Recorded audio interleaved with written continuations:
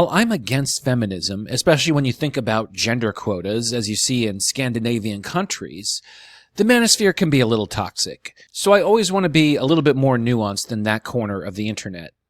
On the other hand, I fully agree with Bill Maher that the media portrays a distorted and insulting image of men, and it really bears no relationship to reality. As Maher puts it in a monologue called Make Fathers Great Again, he says men, and fathers specifically, are portrayed as, quote, useless punching bags, who are the last group that you're allowed to portray pejoratively on TV.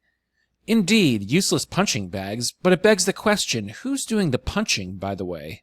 I discussed the following in this spontaneous video filmed outside. Please forgive that annoying bird that insists on chirping all through my video. Let's check it out. Bill Maher had a good dialogue about how men are portrayed as stupid and bumbling in TV, commercials, movies, etc. And he's right.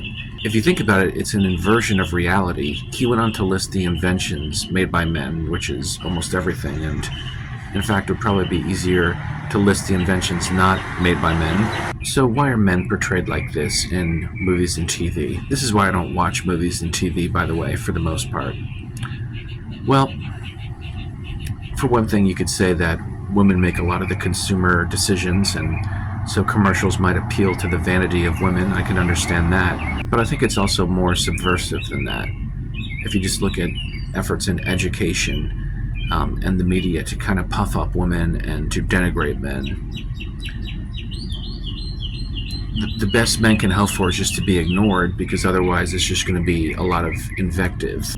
And finally, Maher discusses how we have a choice of extremes at this point. Either you just tolerate this and accept that men are portrayed as fools in the media, stumbling, bumbling morons, or you sign up for the manosphere, which I guess has like an empowering idea of masculinity.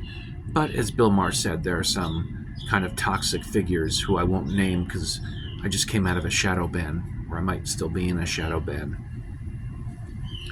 I could kind of sign up for that thought too, because I wouldn't want to be following a creator or a commentator that is trafficking in resentment and hatred of women. That's not cool.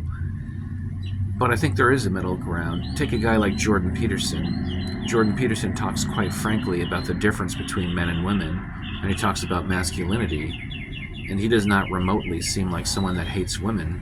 In fact, he's been happily married for decades. God bless him. So be realistic and be honest about the differences between men and women, but don't go overboard with resentment, because one day you might actually need a woman.